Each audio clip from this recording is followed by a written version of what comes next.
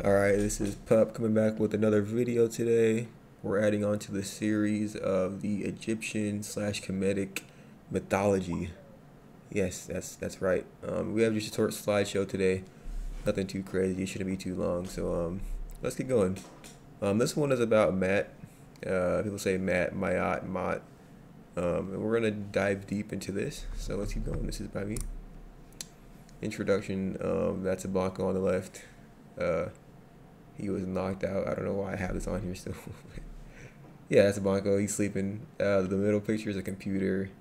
My first one I made. It was pretty fun back in the day. Third one's another one I made. All right, so let's get into it. So, quick history of Egypt and Maat. So, first of all, Egypt was known as many. It had many names. It's a pretty old. It's a pretty old land. People call it Kemet. That's why I say Kemet or Egypt. It's the same thing. Kemet, Egypt. The refers as to the land of Egypt, I believe. Was ruled by 7 kingdoms of people over a period of time. So it's what we covered last time. It was ruled by a lot of people. We had the Ptolemies, we had the Romans, we had most of the darker colored people like Africans. We had some even Muslims coming to the scene. But we're gonna talk about Maat this time, okay?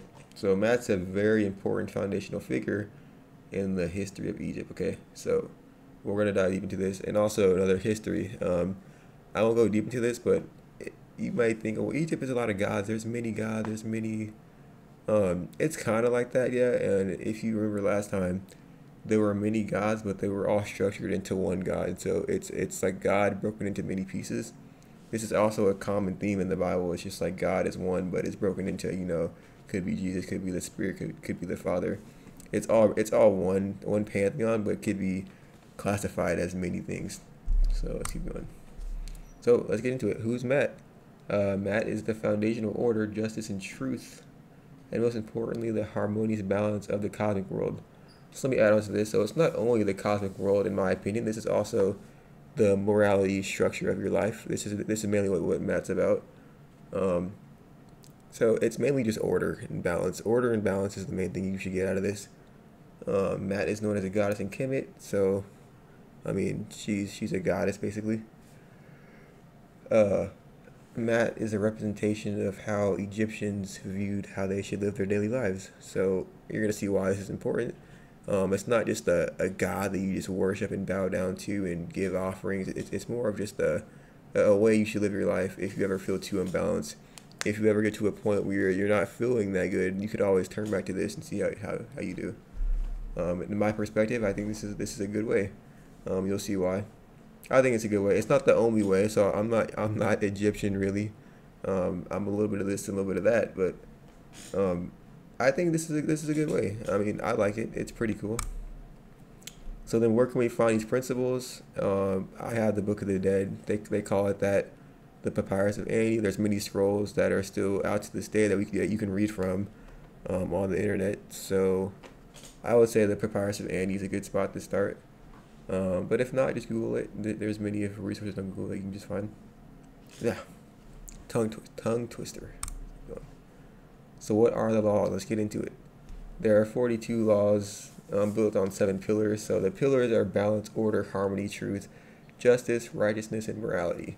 So that's basically what it is, but it goes deeper into it. So it's based on these 7 things, and we're going to see what they are. Within this comes the 42 ideals slash laws of Maat. So it's not a law.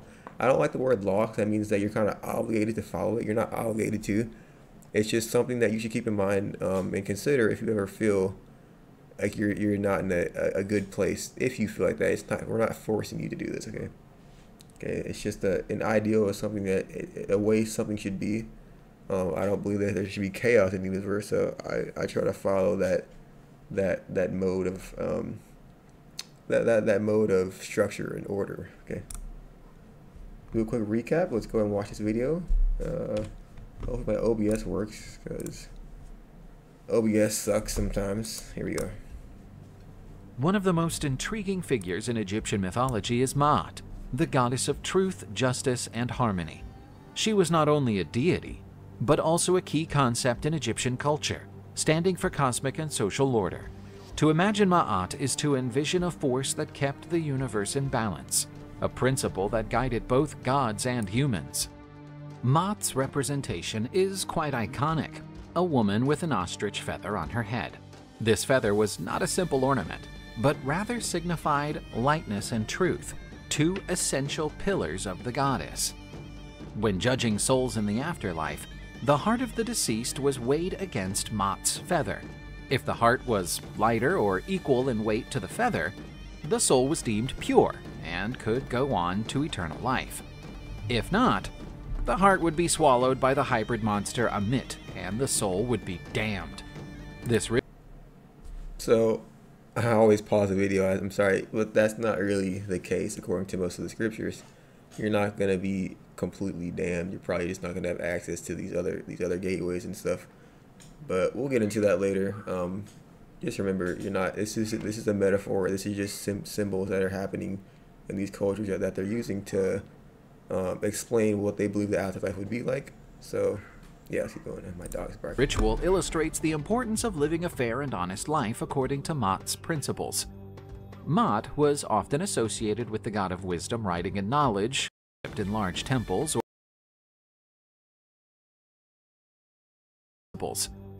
Maat was often associated with the god of wisdom, writing, and knowledge. I don't know why they made her hug Thoth like that.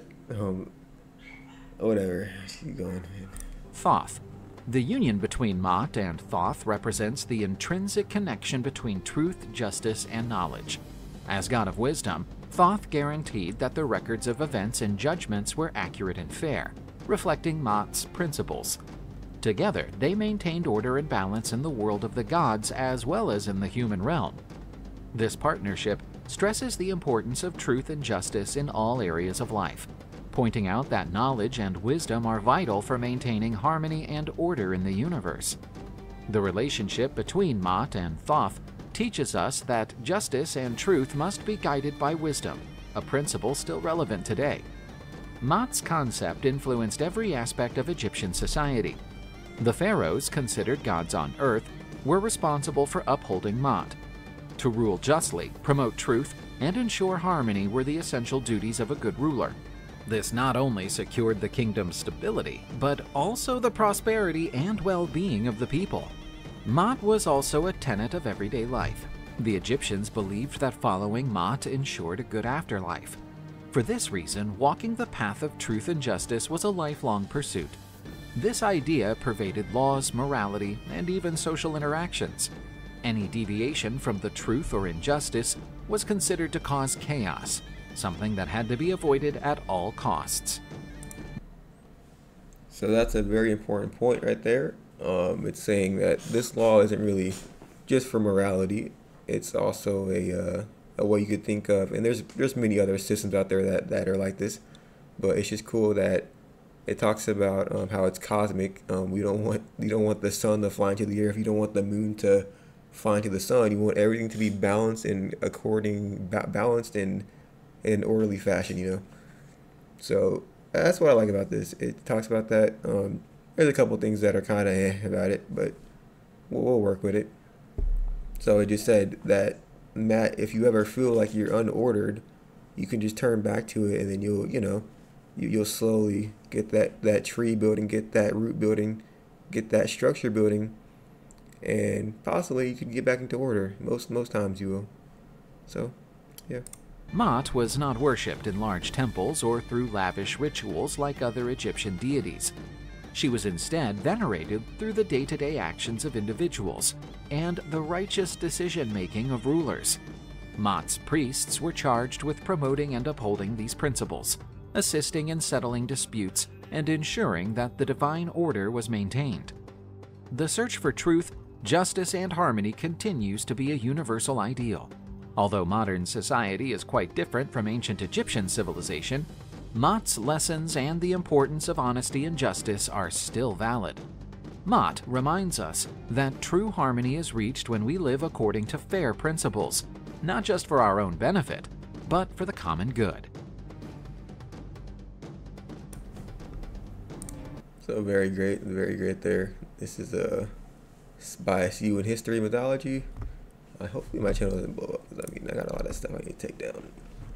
But yeah, once again, it said that it's not just for us, it's not just for you, it's for the greater good. We'll get into that later, but let's get back into the slideshow here. We were okay. Right here. All right, here's the laws. All right, so we'll start with, so there's 42 of them. There are 42 of them. Let's start with law 1 through 6. I'm gonna just read them. And then go over the ones that I like, and just go over at the end. So we got: I honor virtue, benefit with gratitude, and peaceful. Respect the property of others. Affirm that all life is sacred. Give offerings. Live in truth. Regard all authors with respect. Sincere. Consume only my fair share. Have only good intentions. Relate in peace. Honor all creatures with reverence. Can be trusted. Care for the earth. Keep my own counsel. I speak positively of others. I am balanced in my emotions. Honest in my relations. Aspire to higher consciousness. Spread joy. Do the best I can. Communicate with compassion. Listen to opposing opinions. Create harmony. Good one. Invoke laughter. Open to love in various forms. Forgiving, kind, respectful of others. Release all judgment. Follow my inner guidance. Converse with awareness. Do good. Give blessings. Keep the waters pure. Optimistic. Praise God. Oh, crap. That was crack. I gotta cut that out. Oh my gosh. Whatever. Humble. Achieve with integrity. Advance my own abilities and embrace the all. Okay. So that's it. That's them right there. There are also other translations of them. Okay, we'll get over that. But that's the 42. So then how do we apply these laws? All right. So remember that these laws are just a translation of what someone believes that the 7 principles or the 7 pillars were. I should say pillars. And then let's apply them in a daily scenario. I'll do that after I read this part. Once again, this is the translation that I'm reading from. There's many translations out there. This is a very old structure and concept, so it's not going to be perfect, but we can just kind of work with what we have. So let me go back to, so I put a star on each one that I kind of like. So, respect the property of others, right? This one is very broad, but it's still relevant to this day. It's kind of like we live in a day where we have to lock our cars, you know. Now this is a fun fact. There was a land, I don't know if it was in Egypt, but they followed a law like this, and everyone followed it, right? And everyone's mind was so good to the, not good, I don't say good. Their mind was so trained to the point where they didn't even need police officers, because everyone was following something like this. So, you know, if you respect someone's property, you're not going to want to steal their car or anything like that, you know. I mean, unless you're playing GTA. But you're not gonna want to break someone's house. You're not gonna want to steal someone's shoes if you respect their property. You wouldn't want that to happen to you too. So that's the main thing. I don't want my shoes to be stolen from me, so I'm not gonna steal someone else's shoes. It's a star. I regard all altars with respect. So this is kind of a tough one for new people, because they think an altar is something that you have to build. They think it's like a giant structure where you're giving food to gods and stuff, and that's not really the case. If you've ever been to a birthday party, I mean, that's technically an altar. You go to a birthday party, it's a kid's birthday, he has his cake, and he wants to make a wish on his cake. That's technically someone's altar. It's not a huge altar, but that's technically something that they have reverence for. So if someone was blowing a candle out, I'm not going to blow it out for them. That's the kind of disrespectful in a way. Now, unless I'm joking, unless they let me do it. But just respect an author. For another example of this would be like Christianity. Not Christianity, like churches nowadays. Even though I don't believe in everything they teach, my dog's barking, dude. Even though I don't believe in everything they teach and stuff, I believe in some of it, but not everything. That doesn't give me the right to just walk in there and to just start breaking stuff and destroying stuff, because that's their stuff. That's their authors. That's not my stuff. So regard it with respect. I like that one. Balanced in emotions. This is probably one of the best. Not I don't say the best.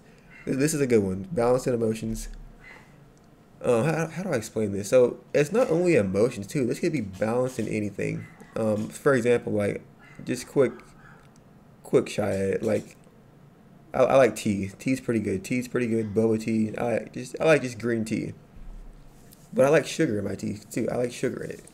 If I were to drink my tea and I don't know, put like just a packet of sugar in there, it'd be kind of bitter. You know, it'd be too bitter. I wouldn't like it. I wouldn't like it. It'd be kind of bitter. Now, if I were to put 10 packets of sugar in there, 10 packets of sugar, it'd be too sweet. It'd be so sweet I might kind of have a little headache or something. You know. But if I balanced it and put 5.5 packs of sugar in it, it'd be pretty good, and it'd be good because I have it balanced. This one says emotions, so sometimes if you're feeling bad and stuff, if you're feeling down, maybe you're not feeling the best, maybe you have a sore throat, just try to stop. Don't stay in the same spot. Don't stay in the same spot the whole time. Just get out there and just get moving. This is why the Nile River was such an important aspect of this culture, is because the Nile River was so. It was a river where you could fish in it, you could drink from it, you could swim in it, you could ride a boat in it. It was just a very balanced river. So that's why I like balanced. That's a good one. That's not harmony, but balance is a good one. Balance is a good one. Well, do the best I can. So this is I wanted to say this one for the end, but I really can't. So the best I can. So this isn't saying this whole law ideal. You're not obligated to do it. There's gonna be times where you're like, man, I'm having a bad day, not feeling too good. I just need to take a break, man. That's okay. You still tried to do your best you could. Then you're gonna be rewarded for that according to the mythology of this. But really, just try your best. Not like over try. Once you can have a balance to it. Don't over try and stress yourself out. But then don't be like, oh, well, I mean, I might as well just go. I might as well just go. You know, just do this because I mean, there's no point in doing it. You know, just try your best. That's not only obligated to this law too. That's obligated to like whatever system you believe in. Just try your best in it. That's probably my favorite one. I would say 22 is my favorite one. Not favorite, but like it's good because people think you have to be so tight and constricted to just perfectly following this, when it's more about just trying your best and trying to just level it out and trying to add up all the things you can do and counter it to the bad things. All right, next one that's pretty good. Listen to opposing opinions, okay? So this one's actually very funny because this says it, and this is an ideal. If you look it up, look up ideal, not ideals. If you look up how religion works nowadays, people believe, oh, well, I'm this, I'm Republican, I'm Democrat, I'm black, I'm white, I'm smart, I'm poor. And you create these boundaries, you create these diverse boundaries and stuff.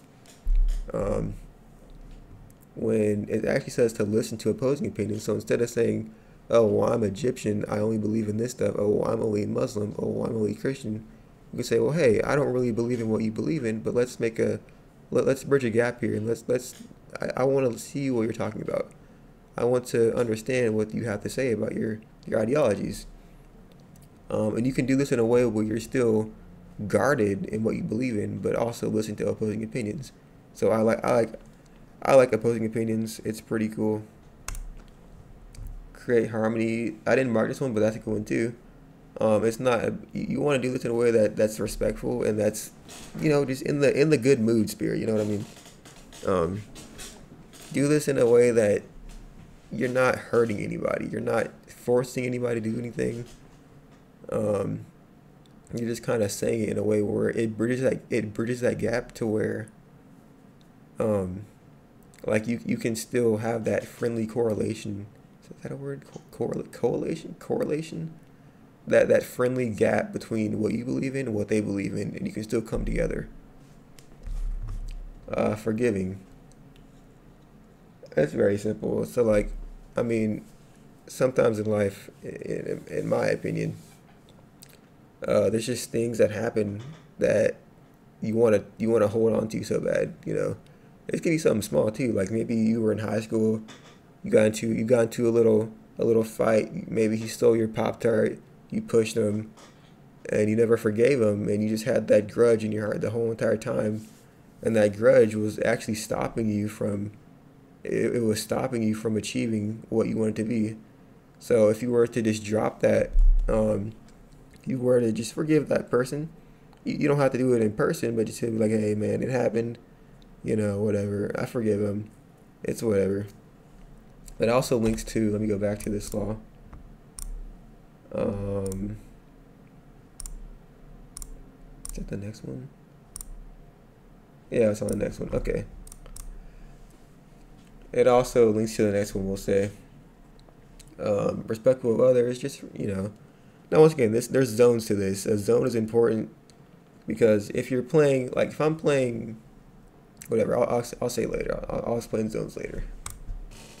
Release all judgment. So that's with forgiving too. So, for example, I'm not really a Christian, but I like the message of the Bible, how it's saying, how we, not, I don't like the whole message obviously, but in the New Testament it's saying how like, even though we were doing bad things to Jesus, even though we were spitting on him and doing all this stuff, not we, but like people were doing that, he still had that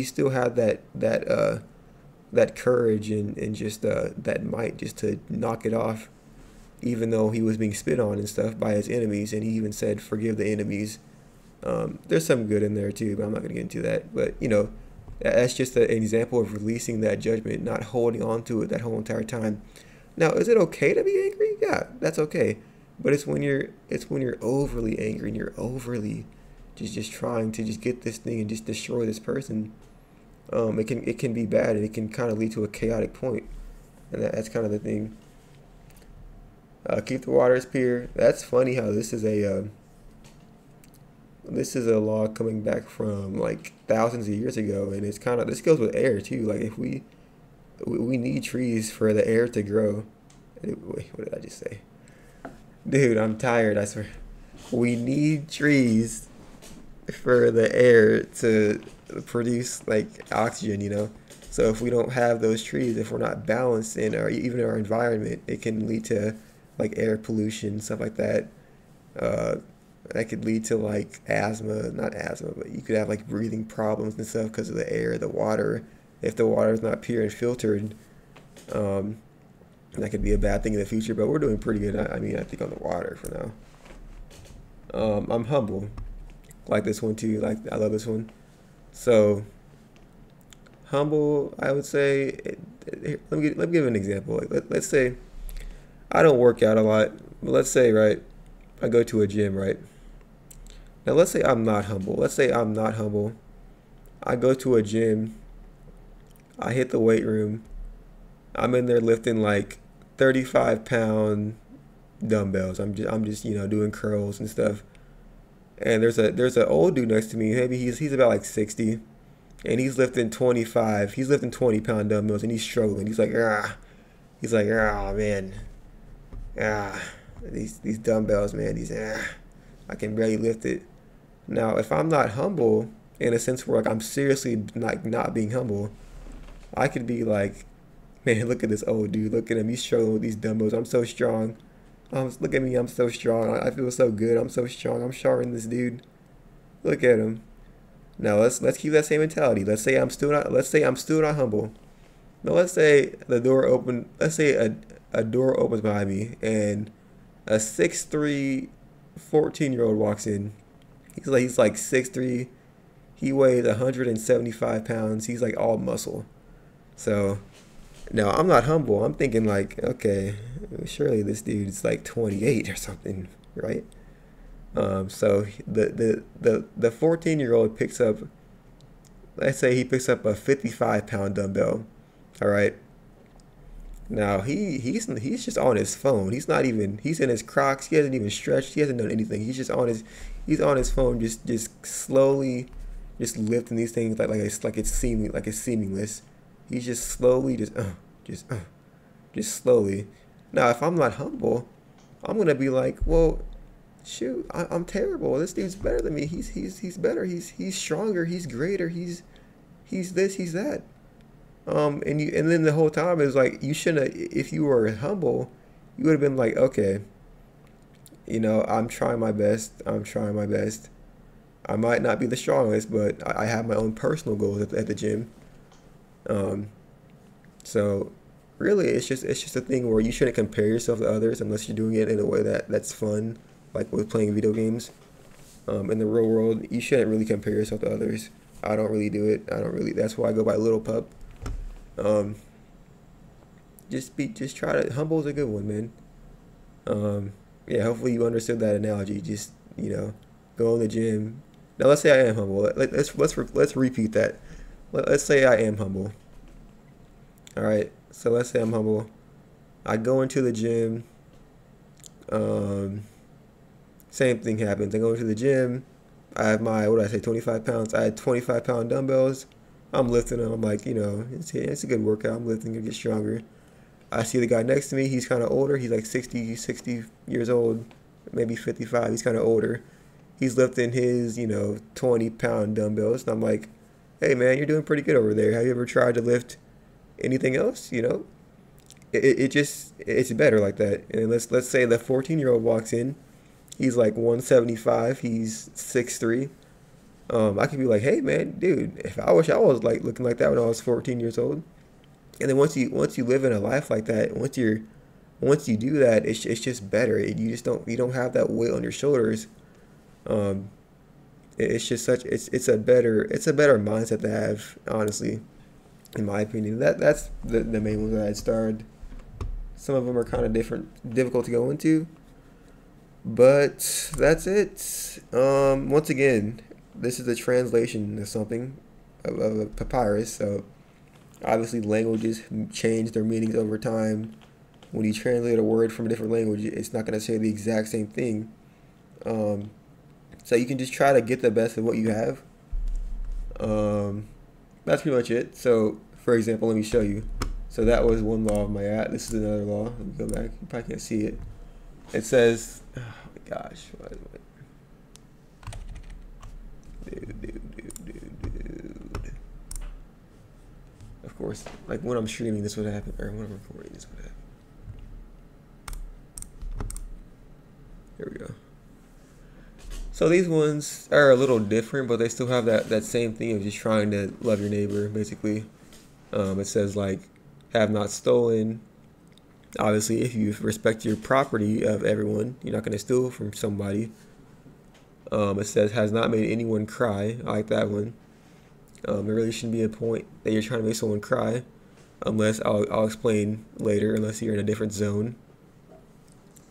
Have not cursed. So once again, you've heard me say like cuss words in my videos. I don't believe it as a sense as you're not supposed to curse, but you're not supposed to do it in a bad way. So, like if I don't know, come home late, my dad's like, boy, what the H are you doing, son?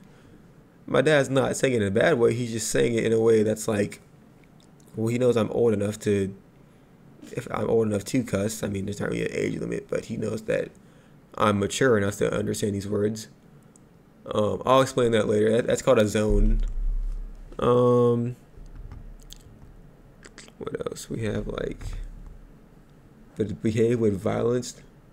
One of them says, I have not been angry without cause. So it's saying you can be angry, but if there's not a cause to it, if you're just doing it in a way that's not like, not, it doesn't make sense, Like if someone steals your bike and you try to go run and go take it, that's not a bad thing that you're angry because of that.